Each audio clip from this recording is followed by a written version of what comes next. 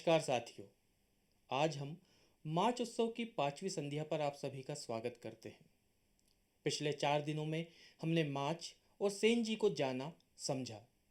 साथ ही मार्च के दो खेल राजा हरिश्चंद्र और राजा भर्तरी का भी आनंद लिया। सेन जी स्वयं भी अपने खेल के नायक राजा हरिश्चंद्र की भांति अपने वचन के पक्के थे। जो कह दिया उसे जीवन भर पूरा किया। राजा भर्तरी के समान मार्च के लिए योग धारण किया और स्वयं ने प्रण किया कि जीवन भर मुझे मार्च ही करना है। सेन जी की पहचान थे भगवा कुर्ता, जैकेट, खादी की टोपी और सफ़ेद धोती। मालव लोक कला केंद्र की स्थापना भी सेन जी ने स्वयं की थी सन 1956 में, जिसे बाद में सन 1992 में फर्म एवं सोसाइटी के अंतर्गत पंजीकृत करवाया गया। संस्था के माध्यम से सेन जी ने जीवन पर्यंत मालवा की संस्कृति को जन जन तक पहुंचाते रहे। सेन जी के बाद संस्था के वर्तमान अध्यक्ष प्रेम कुमार सेन और सचिव कृष्णा वर्मा द्वारा जिम्मेदारी का निर्वाह संपूर्ण परिवार के साथ किया जा रहा है। संस्था आज लोक कलाकारों के साथ मंचीय प्रस्तुति, प्रशिक्षण, कार्यशाला और शोध कार्यों में संलग्न है व अपने दायित्व का निर्वाह जिम्मेदारी के साथ कर रही है। मार्च के खेलों में आपने देखा कि किस प्रकार एक छोटी सी स्पेस को कलाकार कभी महल तो कभी जंगल या बगीचा बना लेते हैं। मंच का एक चक्कर लगाकर एक स्थान से दूसरे स्थान पर पहुंच जाते हैं। मंच पर ही वेशभूषा को पात्र के अनुरूप कर लेने की उनकी सहज मनोवृत्ति में रचा बसा है। यही भारतीय लोकनाट्य परंपरा की विशेषता है। इस परंपरा में न जाने कितने जाने अनजान कलाकारों ने अपनी क्षमता अनुसार कला की साधना करते हुए कितने ही चरित्रों को जीवंत किया। दर्शक भी यकीन करते कि यह अभिनेता नहीं, चरित्र ही है। वो उसकी पूजा करने लगते, प्रणाम करते, अपने छोटे बच्चों को सर पर आशीर्वाद का हाथ रखवाते। आज आज निश्चित ही चिंता का विषय है। लोक परंपराओं पर खतरा मंडरा रहा है। लेकिन आपने देखा कि संक्रमण काल ने हमें मजबूर किया कि हम अपनी जड़ों की ओर लौटे। इस अवकाश के पलों में हमें सोचने का अवसर मिला कि कला ही नहीं, जीवन से जुड़े तमाम पहलुओं पर हमें विचार करना है। आज के व्याख्यान के लिए नई दिल्ली से हमारे बीच है डॉक्टर आशा। आपने समकालीन हिंदी रंगमंच की प्रयोगशीलता और कहानी का रंगमंच पर पीएचडी की है। साथ ही यूजीसी द्वारा वृहद शोध परियोजना के अंतर्गत हिंदी रंगमंच के विकास में महिलाओं का योगदान विषय पर शोध कार्य संपन्न किया है। नाट्य विधा से जुड़ी 6 पुस्तकों का लेखन एवं संपादन, कई पत्रिकाओं में लेख, बाल कहानियों का लेखन भी आपने किया है। आज आप लोकनाट्य परंपरा की चुनौती और समाधान विषय पर अपना व्याख्यान देंगी। तो आइए सुनते हैं डॉक्टर आशा को नई दिल्ली से। नमस्कार। सभी लोकनाट्य प्रेमियों को मैं नमस्कार करती हूँ। सबसे पहले मैं धन्यवाद ज्ञापित करना चाहती हूँ मालव लोक कला केंद्र उज्जैन का, विशेष रूप से अध्यक्ष श्री प्रेम कुमार सेन जी का, मैडम कृष्णा वर्मा जी का, इस कार्यक्रम के संयोजक श्री राज बेंद्रे और स्वप्निल वर्मा जी का, कि आपने मुझे गुरु सिद्धेश्वर सेन की स्मृति में आयोजित उनकी जन्म शताब्दी के अवसर पर इस कार्यक्रम में मुझे सम्मिलित किया। इसके साथ ही मैं मालव लोक कला केंद्र उज्जैन को बहुत बधाई और साधुवाद देना चाहूँगी कि उन्होंने कोरोना काल में इस विशद कार्यक्रम की परिकल्पना की। कोरोना काल में जहां हिंदी रंगमंच से संबंधित ऑनलाइन चर्चाओं, परिचर्चाओं और वेबिनार्स की धूम है, उसमें कहीं ना कहीं लोकनाट्य का पक्ष छूटा हुआ सा लग रहा था। लोकनाट्य पर बहुत कम बात हो रही थी। मुझे पूरी आशा और विश्वास है कि इस कार्यक्रम से यह कमी पूरी होगी और इस दिशा में आगे और बेहतरीन प्रयास होंगे। लोकनाट्यों की ये विशेषता है कि वो किसी एक प्रांत विशेष के न होकर संपूर्ण भारत के लोग से जुड़े हुए हैं। भारत के हर कोने का अपना भदेसपना किसी एक स्तर पर आकर इन लोकनाट्यों में एक साम्य रखता है। लोक की यही विशिष्टता इन लोकनाट्यों की प्राण शक्ति भी है। हिंदी रंगमंच की बात करें तो doctor Dasharath Ojha, doctor Jagdish Chandra Mathur, doctor Shyam Parmar, doctor Mahendra Bhanawat, doctor Shiv Kumar Madhur, Kapila Vatsyayan ji, इन सभी विद्वानों ने लोकनाट्यों की उत्पत्ति के प्रमाण खोजने की दिशा में बेहतरीन काम किया है। विद्वानों की बहुसंख्या इस बात से भी इनकार नहीं करती कि भरत मुनि कृत नाट्य शास्त्र में लोकधर्मी नाट्य शैली के वर्णन में भरत मुनि ने लोकधर्मिता की ओर इशारा किया है। जरूर भरत मुनि के काल में लोकनाट्य प्रचलित रहे होंगे, जिनकी लोकप्रियता के आधार पर उन्होंने लोकधर्मी नाट्य शैली की परिकल्पना की। भरत मुनि अपने कई श्लोकों में खुद लोकधर्मिता, नाट्य की जो लोकधर्मिता है उसकी चर्चा करते हैं, उसका उल्लेख करते हैं और लोकधर्मिता को नाट्य का अनिवार्य लक्षण बताते हैं। इस बात से भी सभी विद्वान सहमत हैं कि लोक नाट्यों की यह परंपरा 1000 साल से भी अधिक पुरानी है। कुछ लोक नाट्य 200-250 साल पुराने हैं, लेकिन कुछ 1000 साल से भी अधिक पुराने मिलते हैं। और संस्कृत की जो समृद्ध नाट्य परंपरा थी, विभिन्न राजनीतिक और ऐतिहासिक कारणों से जो तिरोहित हो गई थी, उसको आज के आधुनिक रंगमंच से जोड़ने का काम ये लोक नाट्य ही करते हैं। एक सेतु के रूप में ये हमें हिंदी रंगमंच की यात्रा को संपूर्णता में समझाने की कोशिश करते हैं। लोक नाट्यों की अपनी जो प्रवृत्ति है वो प्रयोगशील है। समय समय पर युग और परिस्थितियों की आवश्यकता के अनुरूप ये अपने स्वरूप में परिवर्तन भी करते रहे हैं। लोक का हर्ष और उल्लास, सुख और दुख, रागात्मक और दुखात्मक भाव इन लोक नाट्यों में बहुत जीवंतता के साथ, बहुत सजीवता के साथ हमें देखने को मिलते हैं। हिंदी प्रदेश में लोक नाट्यों की विभिन्न शैलियां हैं। रामलीला, रासलीला, माच, ख्याल, सांग, स्वांग, नौटंकी, विदेसिया, कीर्तनिया, अनेक जितने प्रदेश हैं उतनी ही रंगतों के साथ लोक नाट्य हमारे यहाँ विद्यमान हैं। ये भारत की विविधतापूर्ण जो संस्कृति है, ये भारत की जो विविधतापूर्ण संस्कृति है उसके परिचायक हैं। जो लोक राग इन लोक नाट्यों में विभिन्न छवियों में, विभिन्न झलकियों में हमें देखने को मिलता है, वह अपने आप में बेजोड़ और बहुत खूबसूरत है। रामलीला और रासलीला की उत्पत्ति के पीछे वैष्णव भक्ति आंदोलन रहा, लेकिन बाकी सभी जो लोक नाट्य हैं उनकी उत्पत्ति विशुद्ध रूप से लोक के मनोरंजन के लिए हुई।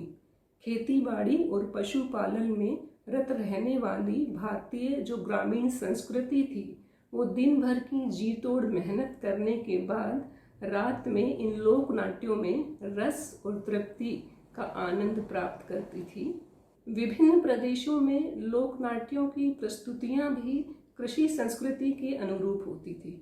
मुख्यतः जो तीज त्योहार होते थे, जो पर्व उत्सव होते थे, उन पर आयोजित होने वाले मेले ठेलों में ये प्रस्तुतियां हुआ करती थी, या फसली अवकाश के समय जब काम का थोड़ा कम दबाव होता था, तब जनता का मन इन लोक नाट्यों में खूब हर्षित और उल्लसित होता था।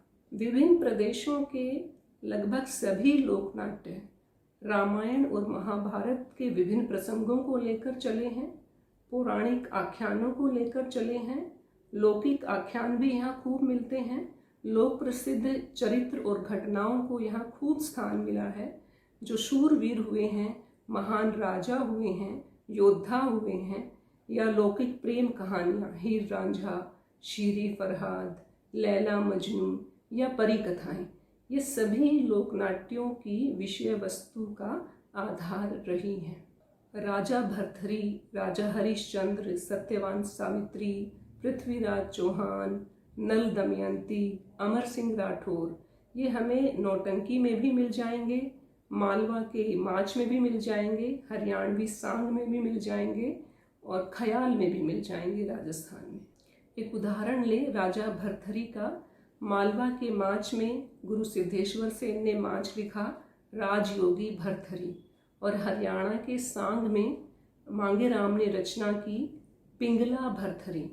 दोनों नाट्यों का उद्देश्य एक ही है, राजा भर्तृहरि के वैराग्य को स्थापित करना, लेकिन लोक रचनाकार की कल्पना ने अवान्तर कथाओं को, उसके जो प्रसंग हैं उनको अपनी कल्पनाशीलता के अनुरूप नया रंग दे दिया है। सिद्धेश्वर सेन जहाँ रानी पिंगला की सतीत्व भावना के माध्यम से वैराग्य की स्थापना करते हैं, वहीं मांगे राम ने रानी पिंगला की चारित्रिक कमजोरी का चित्रण करते हुए राजा भरथरी के वैराग्य को स्थापित किया है। ऐसी ही जो विशेषता है, एक साम्यता है, ये और भी अमर सिंह राठौर और शीरी फरहाद, लैला मजनू, इन सभी किस्सों में, सभी कहानियों के प्रस्तुतिकरण में हमें लोकनाट्यों में देखने को मिलती है।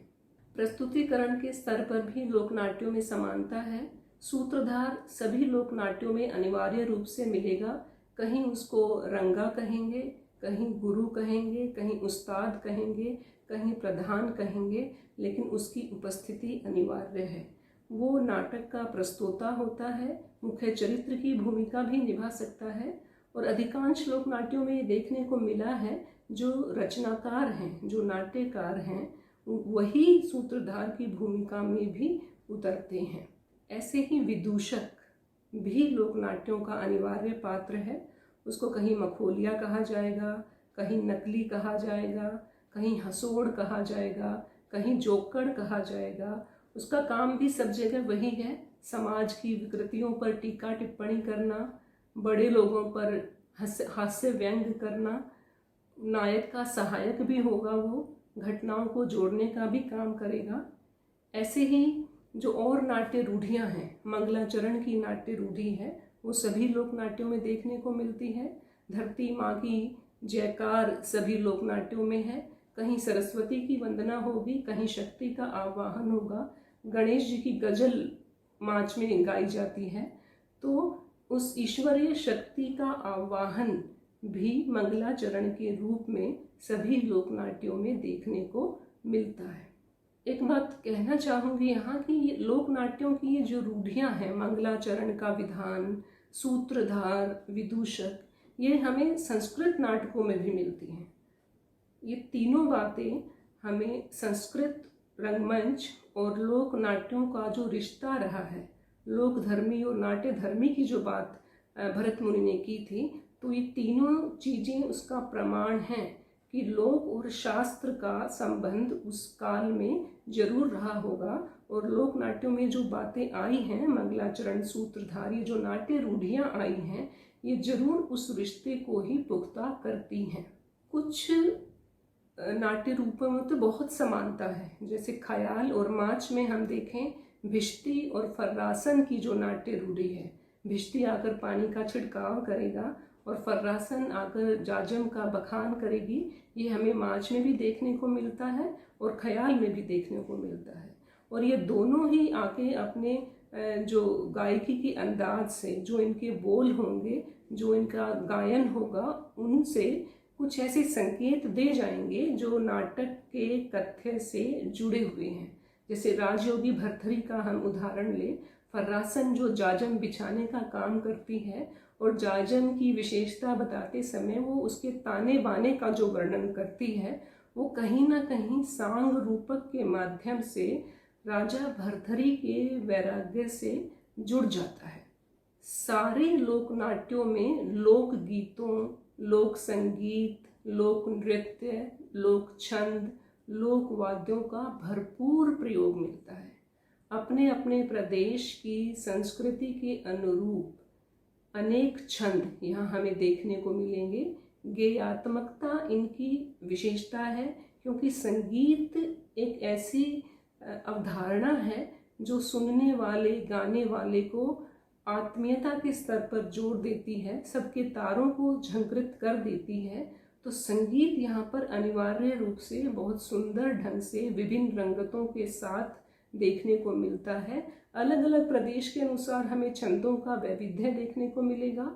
मालवा के माच में हमें रंगतें देखने को मिलेंगी, गजल देखने को मिलेगी, नौटंकी में बहरे तबील देखने को मिलेंगे, हरियाणा में सांग में रागनी देखने को मिलेगी, भोजपुरिया जो लोक नाट्य हैं उनमें बिरहा, कजरी, लावनी, ये बहुत सारे जो छंद हैं, जो लयात्मकता के विविध सोपान हैं, बहुत खूबसूरती के साथ इन लोक नाट्यों में हमें देखने को मिलते हैं।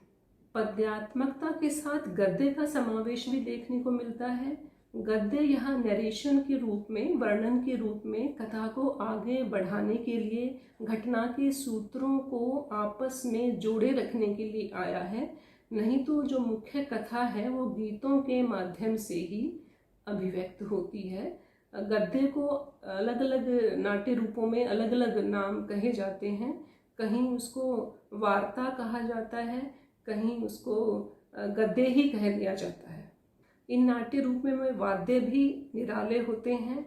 कहीं नगाड़ा मिलेगा, कहीं नगाड़ा मिलेगा, कहीं हारमोनियम, सारंगी, ढोलकी, चिमटा, घुंघरू, करताल, मटके के मुंह पर कपड़ा या रबड़ बांधकर बजाने का विधान।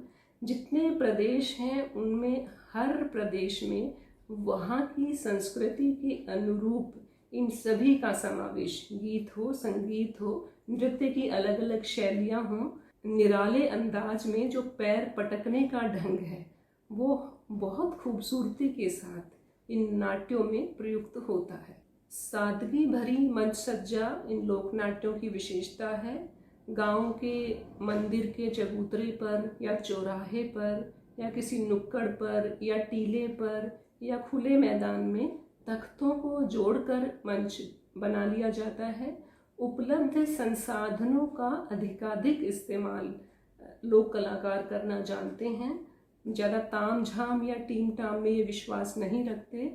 बहुत हुआ तो केलों के पत्तों से सजा लिया जाएगा या रंग बिरंगे कपड़ों को लटका कर उसकी सजावट कर ली जाएगी मंच की। और अगर ये ना भी हों तो दर्शकों पर पड़ने वाले प्रभाव में कोई कमी या उसका असर देखने को नहीं मिलता है। वेशभूषा और मेकअप भी अति साधारण होती है। आम रहन सहन में जो पहनावा प्रयुक्त होता है वही नाटक के प्रस्तुतिकरण में भी होता है। थोड़ा बहुत पात्रों के स्तर का अंतर देने के लिए पगड़ी या गले में माला या हाथ में तलवार, इस तरह की चीज़ें इस्तेमाल हो जाती हैं। नहीं तो रंग सामग्री का अभाव यहाँ पर रहता है। जो बात है वो वाचिक और आंगिक अभिनय से सब ज़्यादा प्रस्तुत की जाती है। एक और विशेष बात जो सभी लोक नाट्यों में देखने को मिली वो ये कि पुरुष कलाकार ही स्त्री चरित्रों का अभिनय करते हैं।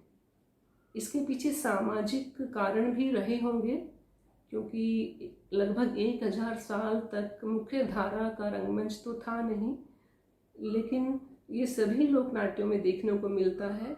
1000 साल तक बहुत कम ऐसे प्रमाण मिलते हैं जहाँ स्त्रियों की भागीदारी इन लोक नाट्यों में कही जाती है।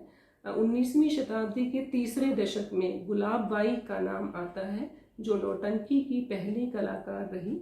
उनके बाद और भी कलाकार आए, लेकिन अन्य लोक नाट्यों में तीजन बाई जो पांडवानी में हैं वो और उनके बाद जो महिलाएं आई उनको छोड़ दें तो अभाव सा ही है स्त्री कलाकारों का। कलाकारों और दर्शकों का एक मजबूत और आत्मीयता भरा रिश्ता हमें लोक नाट्यों में देखने को मिलता है। चलती प्रस्तुति में दर्शकों की निर्बाध आवाजाही चलती है। आजकल का जो ऑडिटोरियम कल्चर है वो इन लोक नाट्यों में नहीं था। दर्शक को साइलेंट मोड में बिठाने की ज़रूरत वहाँ नहीं पड़ती थी और ना ही कोई बाधा उपस्थित होती थी। चलती प्रस्तुति में दर्शक कलाकार को टोक दिया करते थे, और यदि कलाकारों को दर्शकों का व्यवहार आपत्तिजनक लगता था तो वो भी दर्शकों को टोक दिया करते थे। तो दर्शक और कलाकार का एक नज़दीकी का रिश्ता यहाँ पर देखने को मिलता है। दर्शक मंच के चारों ओर भी बैठे हो सकते थे, 3 ओर भी, सामने भी, और हुक्का बीड़ी ये सब चलता रहता था। बहुत लोक नाट्य ऐसे भी थे जो रात रात भर चलते थे, तो दर्शक अपने खाट खटोले लेकर उपस्थित रहते थे, और कलाकारों का अभिनय जब उनको बहुत पसंद आता था तो वाहवाही, बहुत दाद भी वो दिया करते थे। वो भी अपना अलग अलग स्टाइल था। कुछ बोल होते थे, कुछ उक्तियाँ होती थी जिनको कहकर वो कलाकारों का उत्साह बढ़ाया करते थे। अगर रस की हम बात करें तो श्रृंगार, वीर और भक्ति रस इन लोक नाट्यों में हमें प्रमुखता से देखने को मिलते हैं।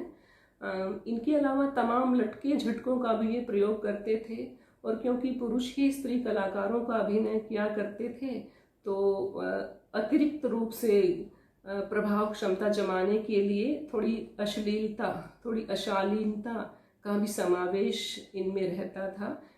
स्त्रियों के दर्शक रूप में शामिल न होने का एक कारण यह भी रहा होगा कि अश्लीलता के चलते उनको इन नाटकों के प्रेक्षण से दूर रखा गया। सबसे बड़ी बात इन लोक नाट्यों की ये थी कि ये सामाजिक ऊंच नीच के भेदभाव को भुलाकर चलते थे। समाज के हर वर्ग, हर धर्म, हर जाति, हर संप्रदाय के लोग कलाकार और दर्शक के रूप में शामिल होते थे, तो उनमें अमीर गरीब का, ऊंच नीच का, छोटे बड़े का भेदभाव बिल्कुल खत्म हो जाता था। इस रूप में कहें तो सामाजिक समरसता का, समावेशी संस्कृति का, गंगा जमुनी तहजीब का पाठ ये लोक नाट्य हमें बहुत सुंदरता के साथ समझाते हैं। लोक नाट्यों के स्वरूप की जो हमने अभी बात की, ये अपनी शुरुआत से लेकर और 20वीं शताब्दी के शुरुआती दशकों तक उतना नहीं बदला जितना पिछले 50-60 साल में बदल गया है। पहले पहल पारसी रंगमंच, उसके बाद सिनेमा, उसके बाद इलेक्ट्रॉनिक मीडिया और आज सोशल मीडिया ने लोक नाट्यों के स्वरूप को बहुत ठेस पहुंचाई है। हालांकि पारसी रंगमंच ने लोक नाट्यों से लिया भी बहुत कुछ। उनकी जो घुमंतू कंपनियां थी वो हमारे लोक नाट्यों की जो टोलियां होती थी, मंडलियां होती थी, उनसे प्रेरित है। गायकी का अंदाज भी पारसी थिएटर ने लोक नाट्यों से लिया है, उस पर स्पष्ट प्रभाव देखने को मिलता है। पुरुषों, स्त्री चरित्रों की जगह पुरुष कलाकारों का प्रयोग जो होता था वो भी पारसी थिएटर ने लोक नाट्यों से ही लिया है। लोक नाट्यों की लोकप्रियता में जो कमी आई है उसने निश्चित रूप से इनकी प्रस्तुतिकरण, कलाकार और दर्शक को प्रभावित किया है। अब लोक नाट्यों के वो शौकिया कलाकार बहुत कम रह गए हैं जो दिन भर की मेहनत के बाद रात भर मनोरंजन का काम करते थे। इसके कई कारण हैं। सबसे मजबूत कारण है आर्थिक पक्ष। अब क्योंकि जीवन शैली बदल गई है, जीवन की ज़रूरतें बदल गई हैं। पहले लोक नाट्य लोकाश्रय में चलते थे। जो दर्शक होते थे वो लोक कलाकारों को सम्मान स्वरूप उनकी कला का सम्मान करते हुए भेंट दिया करते थे, जेवर गहने दिया करते थे, चंदा भी जुटा लिया करते थे। लेकिन अब वो चाहने वाले दर्शक नहीं रहे, तो लोक कलाकारों के सामने आजीविका का संकट बहुत गंभीर रूप में पैदा हो रहा है।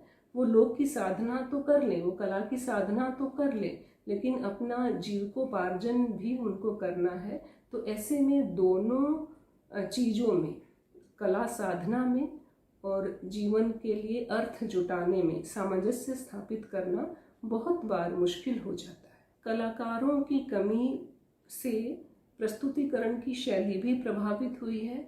जो नए नए कलाकार कुछ मिल जाते हैं वो नौसिखिए होते हैं, उनको परंपरा का पूरा ज्ञान नहीं होता, वो फिल्मों को ही आदर्श मानकर चलते हैं। और लोकगीतों के स्थान पर जब फिल्मी गीत लोकनाट्य में बजता है तो निश्चित रूप से जो हमारी संस्कृति की आत्मा है उसको बहुत कुठाराघात होता है। दर्शकों की बात करें तो पहले का जो दर्शक था उसके सामने मनोरंजन का एकमात्र साधन ये नाटक ही थे।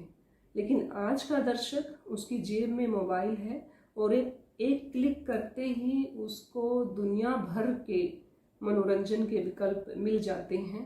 कहीं वेब सीरीज हैं, कहीं यूट्यूब है, फेसबुक है, तो वो चीज़ें उसको आकर्षित भी बहुत करती हैं। वो मायावी हैं, आकर्षित करती हैं, प्रभावित करती हैं। इसलिए वो क्यों आएगा लोक नाट्य देखने। इन सब कारणों ने लोक नाट्यों के अस्तित्व का संकट पैदा कर दिया है। बहुत सारे लोक नाट्य अब खस्ता हाल में हैं। रामलीला और रासलीला को हम छोड़ सकते हैं, हालांकि रामलीला भी बहुत हाईटेक हो गई है, लेकिन दशहरे के अवसर पर जो रामलीलाएं होती हैं या जन्माष्टमी के आसपास रासलीला होती हैं, उनकी संख्या में कमी नहीं आई है। लेकिन बाकी जो लोक नाट्य हैं वो निश्चित रूप से कम हुए हैं, उनके दर्शक कम हुए हैं, उनकी लोकप्रियता भी धीरे धीरे कम हो रही है। ऐसे में प्रत्येक संस्कृति कर्मी का नैतिक कर्तव्य बनता है कि हम इस दिशा में कुछ ऐसे प्रयास करें कि ये लोक नाट्य जिनको कहा जाने लगा है कि वो वेंटिलेटर पर हैं, उनको थोड़ी ही सही प्राणवायु मिल सके, जिससे वो सहजता से सांस ले सकें और हम अपनी इस अमूल्य धरोहर से जुड़े रहें।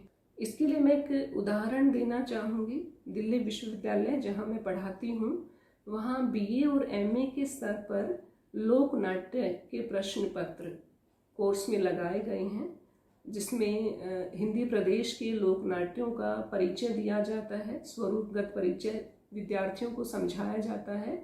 कुछ पाठ भी लगाए हैं, जैसे भिखारी ठाकुर का विदेशिया लगा है, गुरु सिद्धेश्वर सेन का राजा भरथरी माच लगा है, नौटंकी लगी है सुल्ताना डाकू, हरियाणा का सांग है शाही लक्कड़हारा लक्ष्मीचंद का। तो ये सारे पाठ लगाने का उद्देश्य यही है कि जो छात्र है वो अपनी इस परंपरा से परिचित हो सके। इसके साथ ही जनपदीय साहित्य और मौखिक साहित्य को भी पाठ्यक्रम में शामिल किया गया है।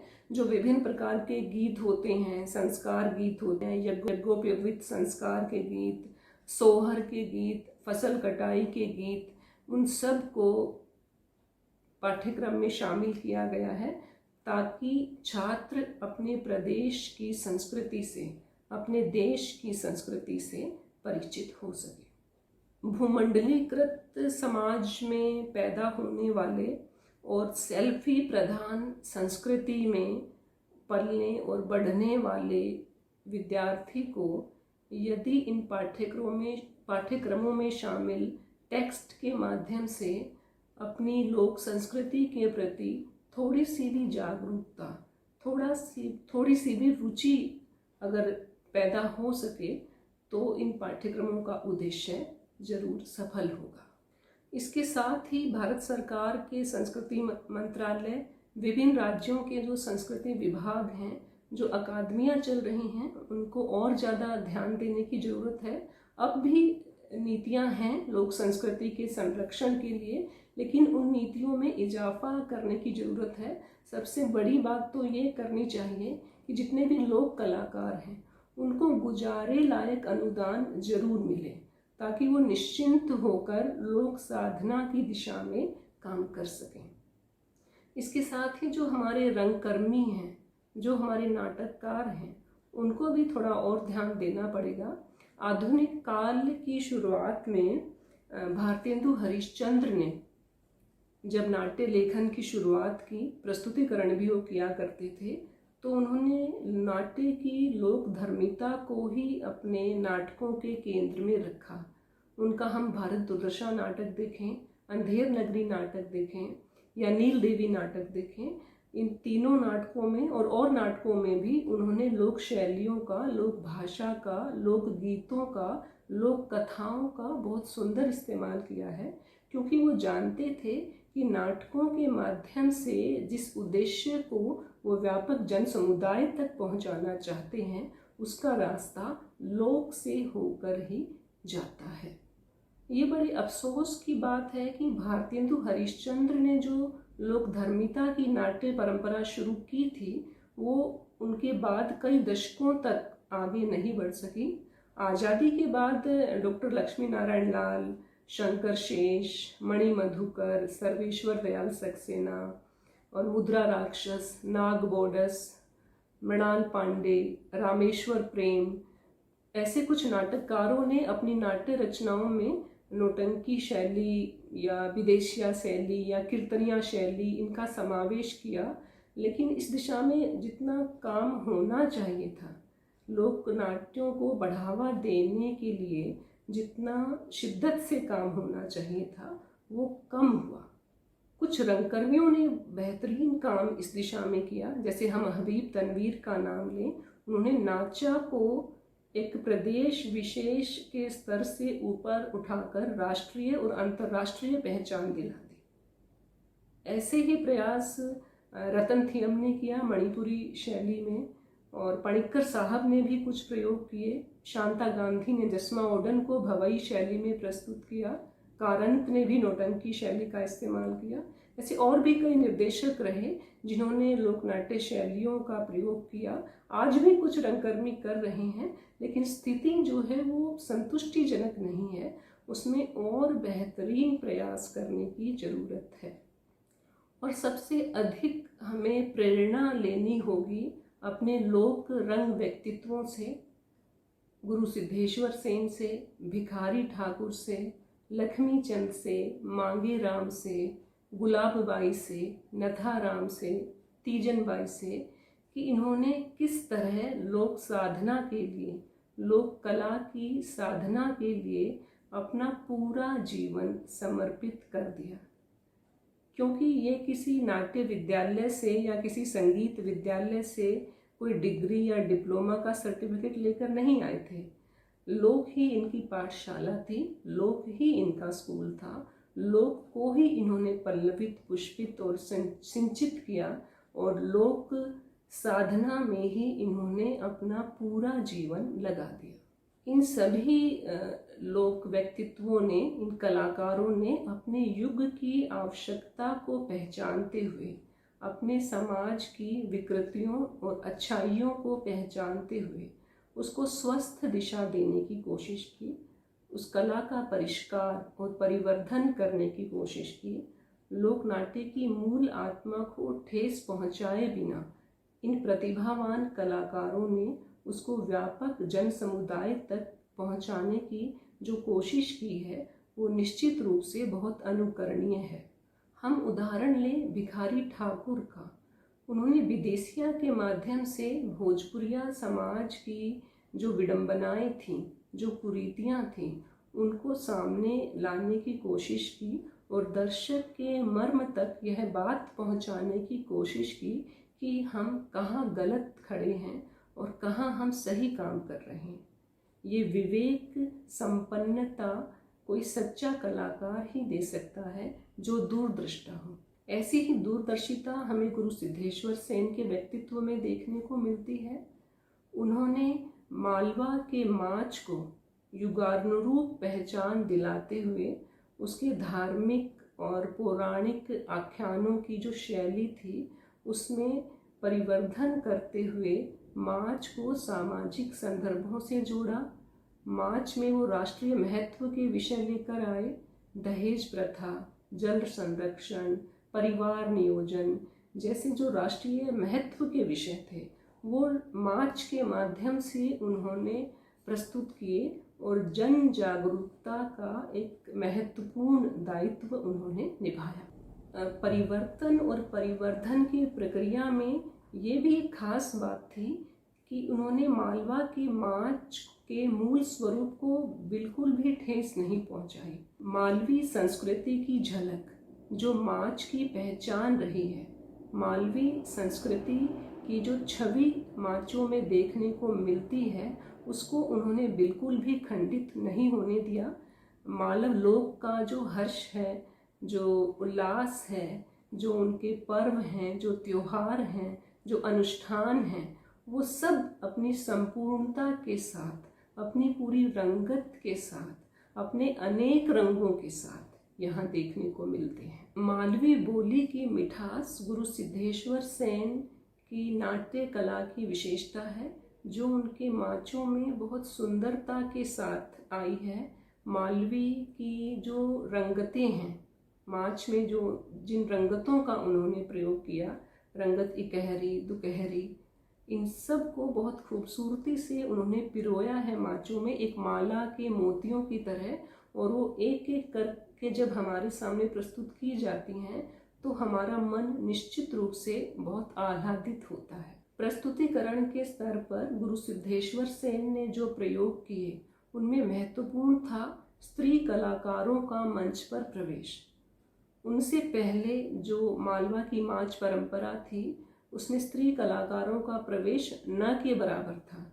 गुरु सिद्धेश्वर सेन ने इस बात को समझा, इसके कारणों की पड़ताल की और उनका दूरदृष्टा जो व्यक्तित्व था वो इस बात से भली भांति परिचित था कि आधी दुनिया, जिसको हम स्त्री की दुनिया कहते हैं, उसके समावेश के बिना मार्च अपनी संपूर्णता को प्राप्त नहीं कर पाएगा। वस्तुतः हम भारत के किसी भी प्रदेश में चले जाएं, लोकगीतों के संरक्षण में, लोकगीतों की जो वाचिक परंपरा है, जो श्रुति परंपरा है, उसको बनाए रखने में, उसको बचाए रखने में स्त्रियों की बहुत महत्वपूर्ण भूमिका है। और लोकगीतों ही क्यों, जो लोक कला के विभिन्न आयाम हैं, अनेक तरह की लोक कलाएं भारत में देखने को मिलती हैं, अनेक प्रकार के जो अनुष्ठान हैं उनको अब तक चलाए रखने में स्त्रियों की महत्वपूर्ण भूमिका है। गुरु सिद्धेश्वर सेन इस बात से परिचित थे, इसलिए उन्होंने स्त्री कलाकारों को मंच पर प्रवेश दिलाया। उनकी धर्मपत्नी श्रीमती कंचनबाई बहुत बेहतरीन गायिका थी। इसके अलावा पुखराज पांडे माच की एक बेहतरीन गायिका को उन्होंने अपने माचों में शामिल किया और बहुत महत्व की प्रस्तुतियाँ, बहुत प्रभावशाली प्रस्तुतियाँ उन्होंने की। देखा जाए तो महिलाओं की जो उपस्थिति है वो लोक नाट्यों से पहले, यदि हम संस्कृत काल में जाएं तो हमें कुछ ऐसे उदाहरण मिलते हैं जिनसे पता लगता है कि महिलाओं की सक्रिय उपस्थिति रहती थी मंच पर। नीलमत पुराण एक ग्रंथ है, या कल्हण की राजतरंगिणी है, या क्षेमेंद्र का ग्रंथ है समय मातृका। उनमें कई जगहों पर उल्लेख है कि जो नाट्य कर्म होता था उसमें स्त्री कलाकार भी अनिवार्य रूप से रहते थे। इसके अलावा भरत मुनि का जो नाट्य शास्त्र है उसमें भी कहीं भी भरत मुनि ने इस बात के संकेत नहीं किए हैं कि उनके काल में स्त्रियों की मंच पर उपस्थिति का निषेध था। उन्होंने अलग अलग तरह से जो वर्णन किया है अभिनय के संबंध में, रीति का, प्रवृत्ति का, उन सब को पढ़ने पर ये लगता है कि ये दोनों ही वर्णन जो संकेत दिए हैं भरत मुनि ने अभिनय संबंधी, वो स्त्री और पुरुष दोनों तरह के कलाकारों के लिए हैं। तो बहुमुखी प्रतिभा से संपन्न गुरु सिद्धेश्वर सेन ने स्त्री कलाकारों की इस अनिवार्य जरूरत को समझा और माच के माध्यम से उनको प्रवेश दिलाकर नाट्य को संपूर्णता देने की कोशिश की। तो लोक नाट्यों के संरक्षण की, लोक नाट्यों के अस्तित्व को बचाए रखने की जब हम बात करते हैं तो हमें गुरु सिद्धेश्वर सेन के जीवट व्यक्तित्व से, उनकी जो अदम्य जिजीविषा है लोक कला के प्रति, उनसे सीख लेने की आवश्यकता है। उनके माच हमें ये प्रेरणा देते हैं कि हम अपने लोक नाट्यों की अमूल्य धरोहर से जुड़े रहें, उनको बनाए रखने की दिशा में, उनको बचाए रखने की दिशा में, उनको चलाए रखने की दिशा में हम कुछ अपना संकल्प लें ताकि हम अपनी जड़ों के साथ जुड़े रहें।